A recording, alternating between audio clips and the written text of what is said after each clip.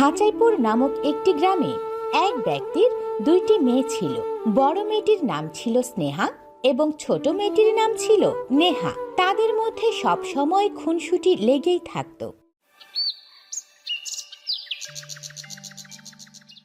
মা, ও মা, দেখো না, পুচকি আমার রাখা সব চিড়ে ভাজা খাবার খেয়ে ফেলেছে।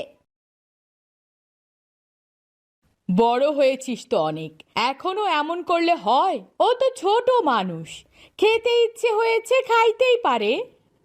তুমি বলো মা, আমার কি একটুও খেতে মন চায় না? ও যদি সব খাবার খেয়ে ফেলে দেয়? তোর বাপে বাড়িতে আসুক, তারপর তোর বাপের কাছে কস। আমার কাছে এত ভ্যাগর ভ্যাগর করিস নে তো।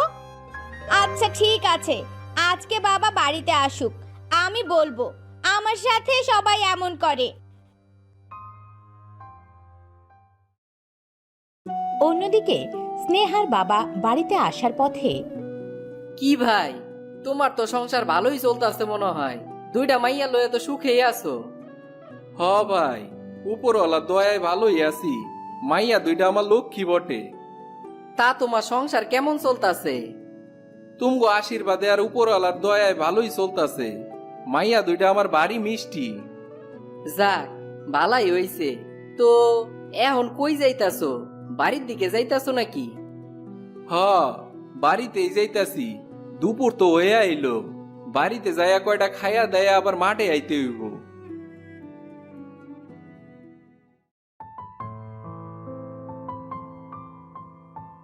বাবা তুমি এসেছো?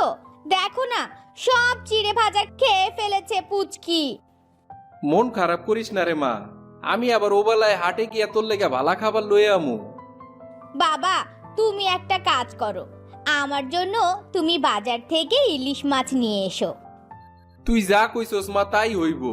তোর লেগে আমি হাটেতে ইলিশ মাছ কিনা লয়ে আমু। আমি জানি বাবা, তুমি আমার জন্য আনবে, কারণ আমার যে ইলিশ মাছ খেতে খুবই ভালো লাগে। তোর মা কই? আমারে কয়টা খাইতে দিতে ক। বাবা, মা তো রান্নাঘরে রান্না করছে। ঠিক আছে রে মা, তোর মা রে কয়টা খাইতে দিতে, আমার অনেক খিদা লাগছে। আচ্ছা ঠিক আছে বাবা, তুমি দিদির জন্য বাজার থেকে ইলিশ আনবে, আর আমার জন্য কি আনবে? ওরে পাগলি মাইয়া আমার, তুই যা খাইতে চাস তাই তোরে আইনা দিমু। যেটা ভালো লাগে তুমি সেটা নিয়ে এসো। আচ্ছা ঠিক আছে।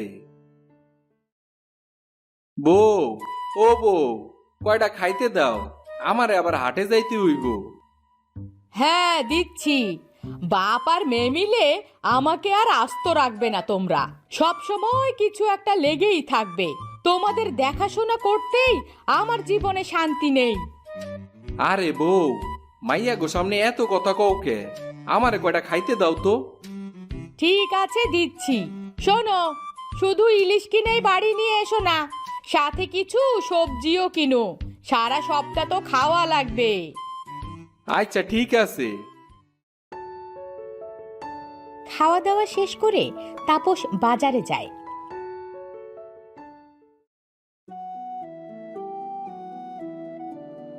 মাছ আলা ভাই, আপনার ইলিশ মাছ কত কইরা? এই তো ভাই, বেশি না, মাত্র 5 টাকা কেজি। মাছের দাম এত বাইরা গেছে। হ, তা তুমি কি ইলিশ মাছ নিবা নাকি ভাই? হ, নেওয়ার লেগেই তো আইছি। আমারে বড় দেখে দুইটা ইলিশ মাছ দাও তো। এই নাও, ধরো তোমার ইলিশ মাছ।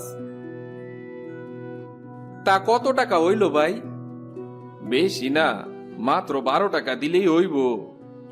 আচ্ছা ঠিক আছে, এই নাও তোমার 12 টাকা। আমি তাইলে আসি।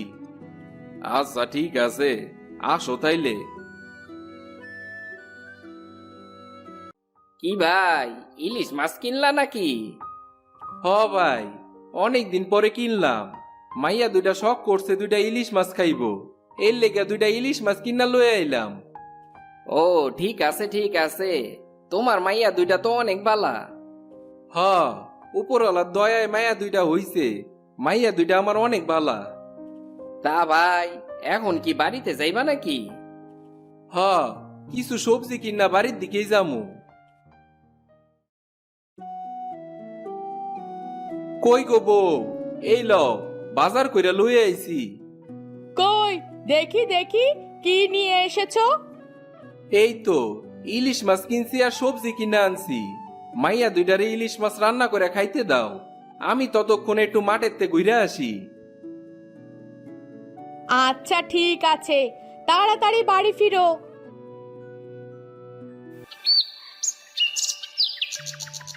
রান্না শেষ হওয়ার পরে স্নেহা, নেহা, কই তোরা? খেতে আয়। হ্যাঁ মা, আসছি। তুমি খাবারটা বাড়ো। খাবার ঠান্ডা হয়ে যাচ্ছে, তাড়াতাড়ি আয়। দিদি, মা খেতে ডাকছে, চল। হ্যাঁ চল, যাচ্ছি। তোরা দুজনে খেয়ে নে, খেয়ে উদ্ধার কর আমাকে। তোর বাবা যে কখন আসবে তার তো ঠিক নেই, তার জন্য হয়েছে আমার জ্বালা। মা, তুমি নেহাকে আমার থেকে বেশি মাছ দিলে কেন? রাগ করছিস কেন? তোর ছোট বোন, আর মনে হলে একটু বেশি খেয়েছে। সব সময় শুধু আমাকে কম দাও। ও সব সময় বেশি খাবে, আমি সব সময় কম খাই। ওকে বেশি বেশি করে দাও। আমাকে তোমরা কিছুই মনে করো না। আমি আর কিচ্ছু সহ্য করব না। আমি বাড়ি থেকেই চলে যাচ্ছি। তুমি থাকো তোমার মেয়েকে নিয়ে, থাকো। আমি চললাম। এই বলে স্নেহা বাড়ি থেকে বেরিয়ে যায়।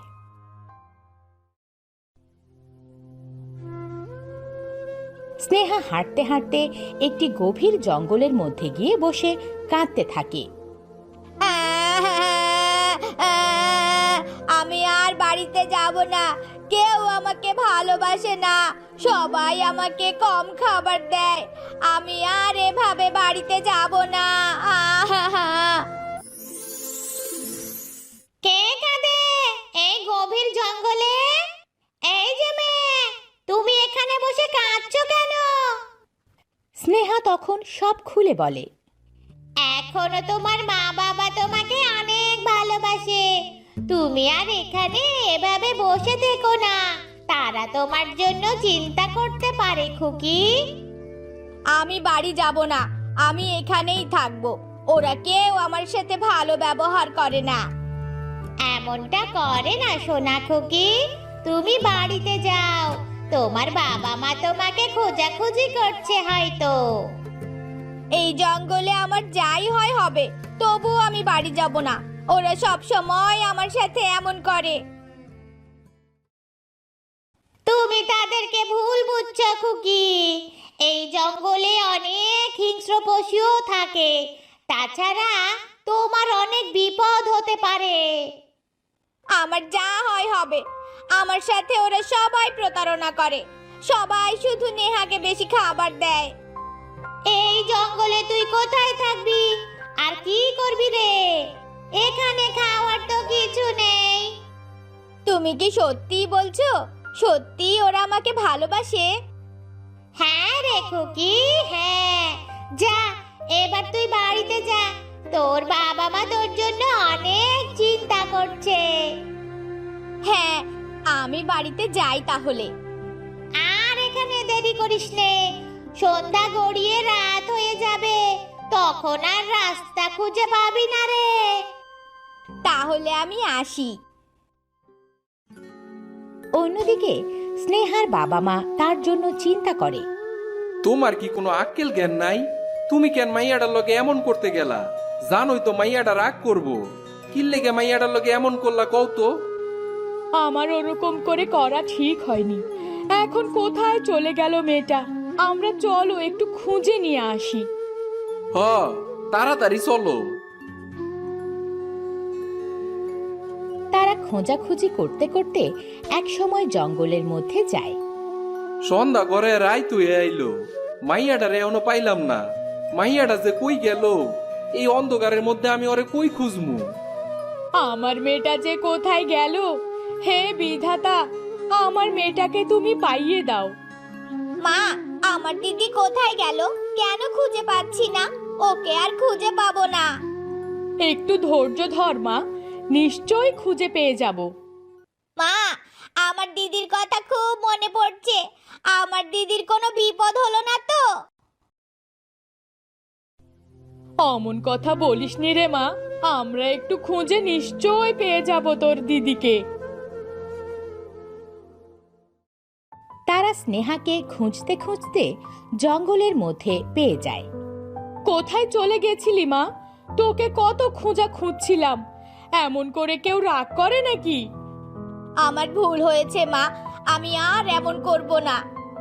তোকে অমন করে বলা আমার ঠিক হয়নি রে। তোকে একটু কম দিয়েছি আমি, তুই খেতে একটু বেশি পছন্দ করিস। আমারও ভুল ছিল রে। আমার মাডা, তুই আর রাগ করিস না রে মা। বাড়িতে চল, পেট ভরে ইলিশ মাছ দিয়ে ভাত খাবি। তোর লেগে ইলিশ মাছ আনছি, ইলিশ মাছ দিয়ে ভাত খাবি না? চল, বাড়িতে চল। আমারও ভুল হয়েছে রে দিদি, আমি তোর খাবার সব সময় খেয়ে নিতাম। আমি আর এমন করব না রে। আমার আর কোনো রাগ নেই। বাবা মা চলো এবার বাড়িতে যাই। হ, চল চল, তাড়াতাড়ি বাড়িতে চল।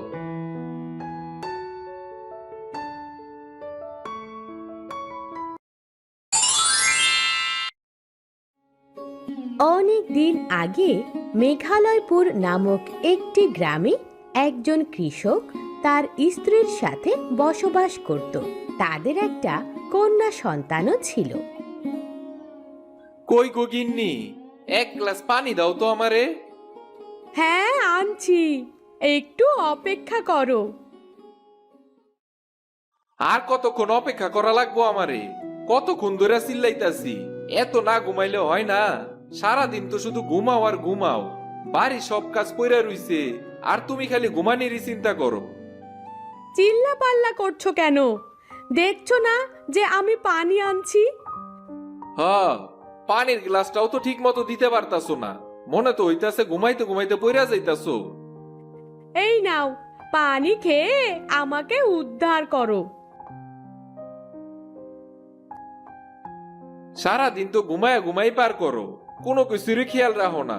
মাইয়াটার কি হইলো ওইদিকে কি কোনো খেয়াল আছে তোমার? ও আছে ওর মতো, খেলছে। আর তোমার চিন্তা করা লাগবে না।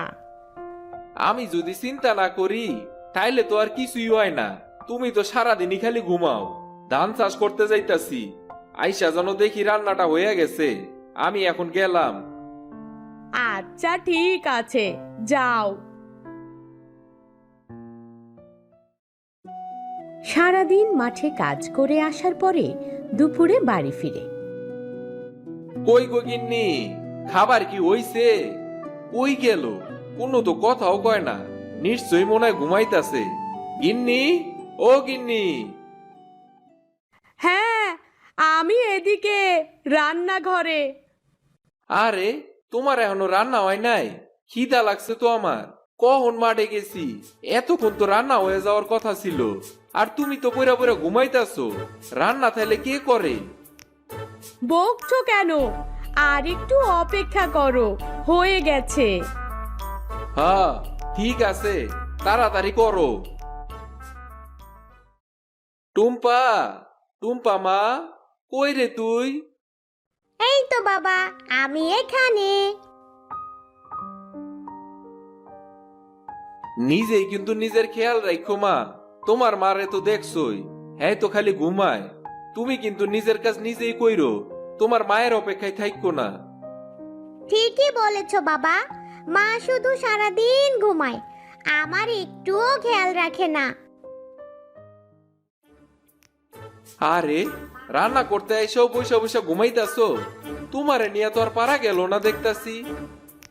হ্যাঁ হয়ে যাচ্ছে, এত চিল্লাও না তো। এই ঘুমের লেগে একদিন দেখবা সব শেষ হয়ে যাইব। না পারবা মাইয়াটারে ভালো করে মানুষ করতে, না পারবা সংসারের কোনো কাজ ঠিক মতো করতে। এই নাও, খেয়ে নাও, খেয়ে দে শান্তি করো। আমাকেও একটু শান্তিতে ঘুমোতে দাও। বাড়ির উঠানটাও কেমন এলোমেলো হয়ে রইছে। তুমি তো খালি ঘুমাও, দুই বেলা খাবার রান্না দিবা সেটাও তো পারো না। তোমার তো ঘুম ছাড়া কিছুই নাই দেখতাছি। বাড়িতে কত কাজ পইরা রইছে, ঘরটাও গোছানো নাই। গরু ছাগলরে খানা দিবা তাও দাও না। এইটা কি করতাছো তুমি? আমি তো সব কাজই করি, তাও তুমি কেন আমাকে এভাবে বকো? তো বকমু না কি করমু? না বকলে কি পেটে ভাত আইবো? এইসব বলে কৃষক বাড়ি থেকে বেরিয়ে মাঠে চলে যায়। শুনছো ভাই, এতগুলি বছর পার হয়ে গেল বিয়া করছি, বউটা খালি আমার ঘুমায়। এমনি করে সংসার যদি চালাই তাইলে তো আমার সংসারটা একদম ধ্বংস হয়ে যাইব। কেন ভাই, তোমার বউ কি কোনো কাজ কাম করে না? না রে ভাই, খালি সারাদিন চিল্লা চিল্লি করতে হয়, একটা কাজও ঠিক মতো করে না। তার শুধু ঘুম আর ঘুম। কি যে করমু কও তো। শোনো ভাই, তুমি একটা সন্ন্যাসীর কাছে যাও, সে নিশ্চয়ই কোনো উপায় খুঁজে দিতে পারবো। তুমি ঠিক কথাই কইছো ভাই, সত্যি একটা সমাধান দরকার। আচ্ছা ভাই, এই সন্ন্যাসীরে কই পামু? আমগো গ্রামের শেষে যে একটা বট গাছ আছে না, ওই বট গাছের ওইখানেই সে বসে। সপ্তাহে প্রতি মঙ্গলবারে ওই সন্ন্যাসীটা আসে, সকল কিছুরই সমাধান জানে। তার কাছে গেলে তুমি নিশ্চয়ই কোনো সমাধান পাইবা। কি কও, প্রত্যেক মঙ্গলবারই বসে? আচ্ছা ঠিক আছে, আমি তাইলে আমার বউরে লইয়া সন্ন্যাসীর কাছে যামু কালকা। তোমারে অনেক ধন্যবাদ ভাই।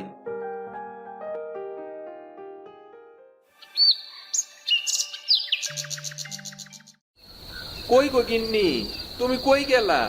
নিশ্চয়ই আবার পইরা পইরা ঘুমাইতাছো না? তুমি এসেছো বাবা? মা তো এখনো ঘুমোচ্ছে, রাতে রান্নাটাও করেনি এখনো। কি যে করমু রে মা, তোর মারে লইয়া আমি আর পারতাছি না। দিন যত যাইতাছে তুইও তো বড় হইতাছস, সেই দিকে কি তার কোনো খেয়াল আছে? ঠিকই বলেছো বাবা, মা আমার একদম খেয়াল রাখে না। আমার খুব ক্ষুধা লেগেছে, এখন মাকে উঠতে বললাম কিন্তু উঠছে না। গিন্নি, ও গিন্নি, ওঠো না কেন? বলি রাতে কি খাওয়া দাওয়া কোনো কিছু লাগবো না নাকি? এখনো দেখি রান্নাই বসাও নাই। হ্যাঁ, উঠছি তো, রান্না চাপিয়ে দিচ্ছি। তুমি একটু থামো এবার, তোমাদের জন্য একটু শান্তিতে ঘুমানোরও কোনো উপায় নেই। সারাদিন এমনি পইরা পইরা ঘুমাও, আবার কও ঘুমও হয় না। কি করবো আমি তোমারে লইয়া কও তো? না না, একটা ব্যবস্থা আমারে ঠিকই করতে হইব। আমি কালকে একটা সন্ন্যাসীর কাছে যাবো। সে যা করার দরকার হয় কাল করো।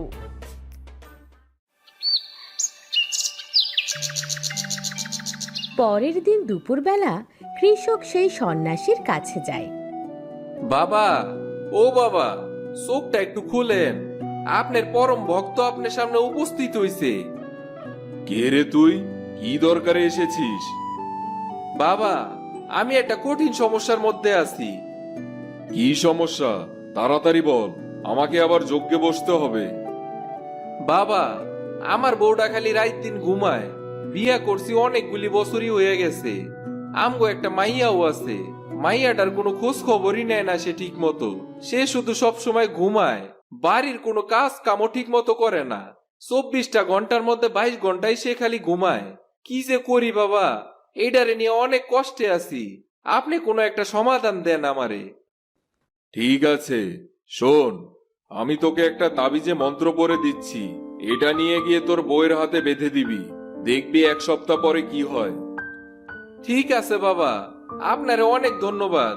আমি তাহলে আজকে আসি। হ্যাঁ ঠিক আছে, যা যা।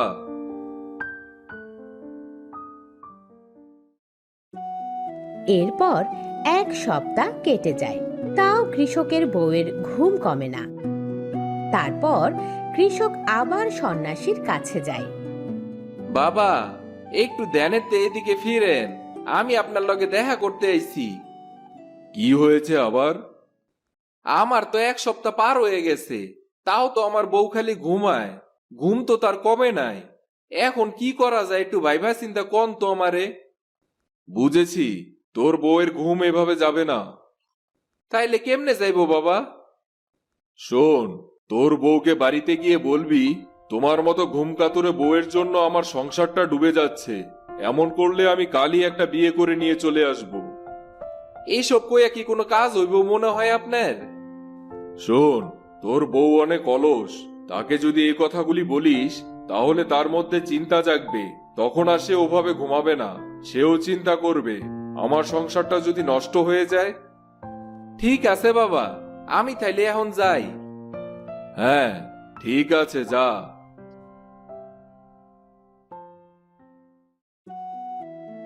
কই গো গিন্নি, কই গেলা?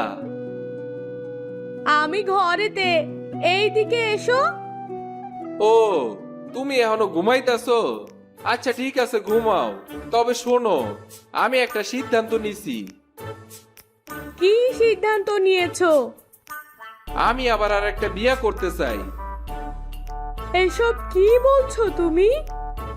হ্যাঁ, আমি ঠিকই কইছি। তোমার মতো ঘুম পাগল বউ নিয়ে আমি আর চলতে পারতাছি না। আমি যদি এখন একটা বিয়া করি, তাইলে আমার সংসারটা দেখার একজন লোক হইব, আর আমার মাইয়াটারেও দেখার একজন লোক পামু। আর তুমি তোমার ঘুম লইয়াই থাকো, কত তুমি ঘুমাইতে পারো আমিও দেখমু। তুমি দয়া করে বিয়ে টিয়ে আর করো না। আমি সতীনের ঘর করতে পারবো না। তোমার যা খুশি তুমি তাই করো। আমি এখন থেকে বাড়ির সব কাজ করব, টুম্পাকেও দেখে রাখবো। তুমি দয়া করে বিয়েটা করো না। আগে তুমি কইরা দেখাও, তারপর আমি চিন্তা করমু বিয়া করমু না না করমু। আচ্ছা ঠিক আছে। এসব কথা শুনে কৃষকের বউয়ের মনে অনেক কষ্ট লাগে এবং তার মধ্যে অনেক ভয় ঢুকে যায়। ঠিক আছে, তুমি তাহলে বাড়ির সব কাজ ঠিকঠাক মতো করো। আমি যেন মাঠেতে এসে খাবার দাবার সব ঠিকঠাক মতো পাই। আচ্ছা ঠিক আছে, তুমি যাও তাহলে, সব কাজ আমি করে ফেলবো। এর ফাঁকে লতা বাড়ির সব কাজ করে ফেলে, রান্না বান্না সহ সব কিছু। কৃষক বাড়িতে এসে দেখে আরে বা, আজকা তো দেখতাছি সব কাজই হয়ে গেছে। সাধু বাবার কথা তাইলে কাজে লাগছে। শুনছো, খেতে আসো, অনেক রাত হলো যে। হ, আইতাছি, তুমি খাবারটা বাইরে রাখো।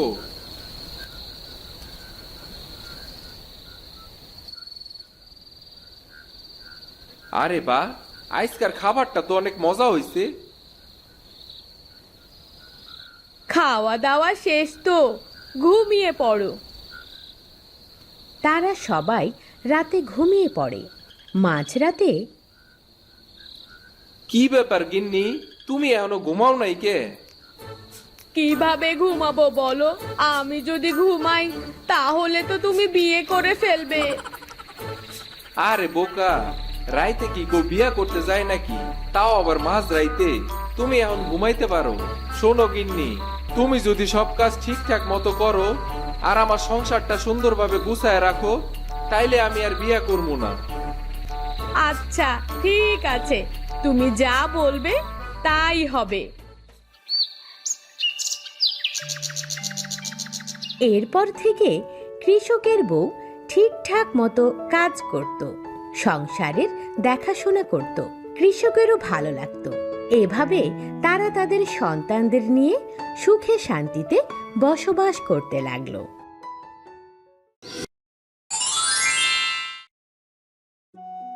শান্তিপুর নামক একটি গ্রামে এক গরিব কাঠুরিয়া তার স্ত্রীর সন্তানকে নিয়ে বসবাস করত। কাঠুরিয়াটি অনেক সৎ ছিল এবং খুবই অল্প ইনকাম করত। একদিন কাঠুরিয়া কাঠ কেটে বাজারে বিক্রি করার পরে বাড়ি ফিরল।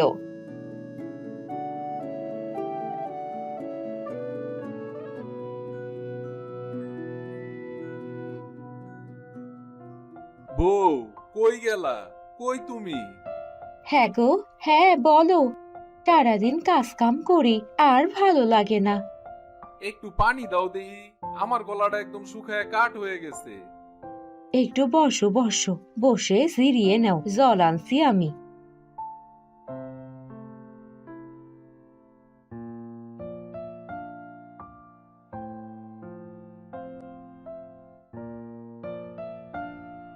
এখন ইনকাম খুবই কম, এমনি সংসার চলে না। আবার এমন ইনকাম হইলে কেমনে সংসার চালামু? হ্যাঁ গো, সামনে তো পিঠে পুলির দিন চলেই আসলো। মেয়েটা আমার পিঠে খাওয়ার জন্য কত বায়না ধরেছে। একটু আতপ চাল হলে মেয়েটাকে পিঠে বানিয়ে খাওয়াতে পারতাম। হ, তয় এখন আর কি করবো কও তো? আমার হাতের যে অবস্থা, টাকা পয়সা একদমই নাই। আমারও তো মনে চায় মাইয়াটারে একটু খুশি করতে। দেখো কি করা যায়।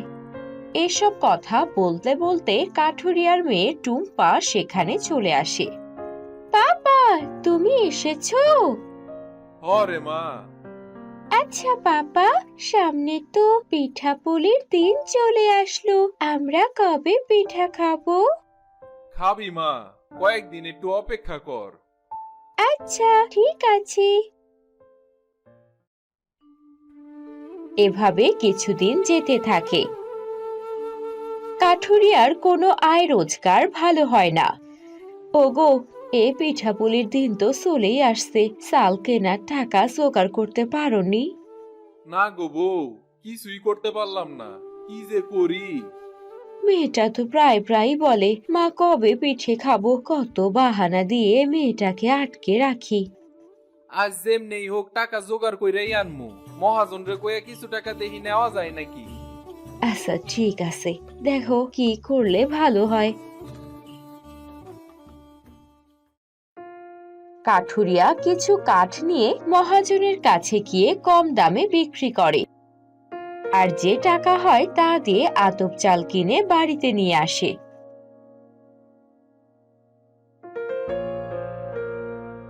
কই গো বউ, একটু এদিকে আসো। হ্যাঁ আসছি, দাঁড়াও। এই দেখো কি নিয়ে আসছি। আতপ চাল নিয়ে এসেছো? হ্যাঁ গো হ্যাঁ, কাল বামনদার বাড়িতে গিয়া চালগুলি ঢেকিতে পিষা নিয়ে আইসো। আচ্ছা ঠিক আছে, কালকে যাব।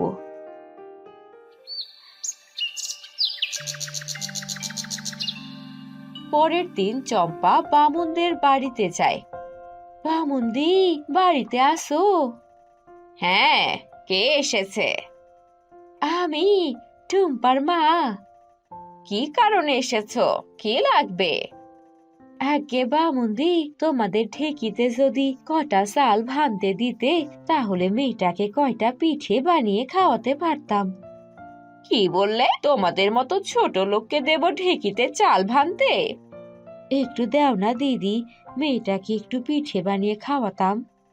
তোমাদের মতো ছোট লোক ঠেকিতে চাল ভাঙলে ঠিকই অপবিত্র হবে, পারবো না আমি। যাও এখন অন্য কোথাও গিয়ে দেখো, এখানে আর এসো না। ঠিক আছে। চম্পা বামুনের বউয়ের এসব কথা শুনে মন খারাপ করে কাঁদো কাঁদো হয়ে বাড়িতে চলে আসে। কি গো বউ, এত তাড়াতাড়ি চইলা আইলা যে? চাল কি ভাঙ্গাও নাই? না গো, ভাঙতে পারিনি, বামুন দিয়ে অপমান করে ছোট লোক বলে বের করে দিয়েছে। তখন টুম্পা দৌড়ে এসে বলে, মা মা, আতপ চাল গুঁড়া হয়ে গেছে, এত তাড়াতাড়ি? না রে মা, চাল ভাঙতে পারি নাই। তাহলে আমি পিঠা খাবো কি করে? কিভাবে যে বলি তোরে, একটু কয়েকদিন দেরি কর মা। কাঠুরিয়ার মেয়ের সব কথা শুনে অনেক মন খারাপ হয়।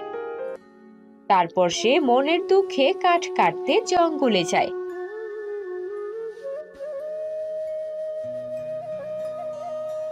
কোন গাছটা যে কাটমু কিছুই তো বুঝতে পারতাছি না। যেই গাছটাই কাটি না কেন, তাতেই তো জঙ্গলের ক্ষতি হইব। কি যে করি। এইসব কথা বলতে বলতে কাঠুরিয়া একটু জিরানোর জন্য একটি বড় গাছের নিচে বসে। কি গো, তোমার মন খারাপ? কে কে কথা বললো? আমি। তুমি যার ছায়ার নিচে বসে আছো, আমি সেই গাছ। ও আচ্ছা, তুমি কথা বলতেছো? হ্যাঁ, আমি কথা বলতে পারি। আমি অনেক আগের গাছ। এই জঙ্গলে যত গাছ আছে সব থেকে আমি বড়। বলো, তোমার কি হয়েছে? আমার একটা ছোট মাইয়া আছে, সে অনেক দিন ধরেই পিঠা খাইতে চাইতাছে, কিন্তু আমরা গরিব বললাম করে কেউ পাত্তাই দিতাছে না। তারপর কাঠুরিয়া সব কথা গাছের কাছে খুলে বলে। আমি জানি তুমি অনেক ভালো মানুষ। তুমি জঙ্গলের ক্ষতি হবে এমন কোনো গাছ কাটো না। গাছ কাটলে তো জঙ্গলের ক্ষতি হইব, এর লেগে আমি গাছ কাটতাছি না। তুমি একটা কাজ করো, আমার ডাল থেকে সব থেকে বড় ডালটি কেটে নিয়ে তুমি বাজারে বিক্রি করো, আর একটা কাঠ দিয়ে ঠেকি বানিও, এতে তোমার অনেক উপকার হবে। আমারে তুমি এত উপকার করবা? হ্যাঁ, তুমি অনেক ভালো মানুষ। শোনো, এটি চেষে কাঠ নয়, এ কাঠ তুমি বাজারে বিক্রি করলে অনেক টাকা পাবে। সেই টাকা দিয়ে কিছু আতপ চাল কিনে যে ঢেকি বানাতে বলেছি, ওই ঢেকিতে পিষে পিঠা বানিয়ে বাজারে বিক্রি করবে। আচ্ছা ঠিক আছে, আমাকে সাহায্য করার জন্য তোমাকে অনেক ধন্যবাদ।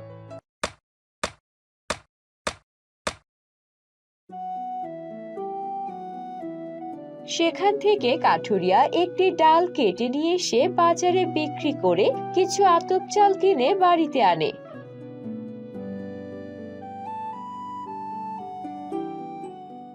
কি গো, আজ এত দ্রুত ফিরলে? আর এত আতপ চাল কোথায় পেলে? কাঠুরিয়া তার স্ত্রীকে সব কথা খুলে বলে। আচ্ছা, তাহলে ঢেকি বানানো শুরু করো। ঢেকি বানানো শেষ হলে তাতে আতপ চাল পিষে পিঠা তৈরি করে কাঠুরিয়ার স্ত্রী। মা, মা, পিঠে বানানো হয়েছে? হ্যাঁ রে মা, আয় আয়, পিঠা খেতে আয়। তারপর টুম্পা পিঠে খেতে যায়। মা, অনেক সুন্দর পিঠে হয়েছে তো। এত সুন্দর পিঠা আমি কোনোদিনও খাইনি। বাবা, তুমিও খেয়ে দেখো একটু। তারা সবাই পিঠা খায় এবং পিঠার স্বাদ দেখে অবাক হয়। এরপর গাছের কথা মতো কাঠুরিয়া পিঠা বাজারে বিক্রি করে। পিঠা নিবেন? পিঠা আমার কাছে মজার মজার পিঠা আছে, একবার খাইবেন তো বারবার চাইবেন। পিঠা নিবেন? পিঠা। দেখি একটা পিঠা দাও তো আমারে, খায়া দেখি তোমার পিঠার কেমন স্বাদ। পিঠা কেমন হইছে? ভালো ভাই, খুবই ভালো। এত সুন্দর পিঠা আমি আগে কখনোই খাই নাই। এভাবে পিন্টুর মতো আরো অনেকের কাছে পিঠা বিক্রি করতে থাকে কাঠুরিয়া, আর সবাই অনেক প্রশংসা করতে থাকে। বউ, কই গো? এই দেখো, পিঠা বিক্রি করে আজকে অনেক টাকা ইনকাম হইছে। তাই? একটা সুখের মুখ দেখা যাবে এতদিনে হয়তো। হ, কাইলকা টুম্পার লেগে একটা ভালো দেখা জামা আর খেলনা কিনা লই আমু। পরের দিন কাঠুরিয়া তার মেয়ের জন্য জামা সহ আরো অনেক কিছু কিনে আনে। মা টুম্পা, কই তুই? এই তো বাবা, বলো। দেখ মা, তোর লেগে বাজারেতে নতুন জামা আর খেলনা কিনা আনছি, দেখ তো তোর পছন্দ হয় নাকি। হ্যাঁ বাবা, অনেক পছন্দ হয়েছে, আমি খুব খুশি বাবা। সত্যি কথা কইতাছস মা? তুই খুশি হইছস? হ্যাঁ বাবা।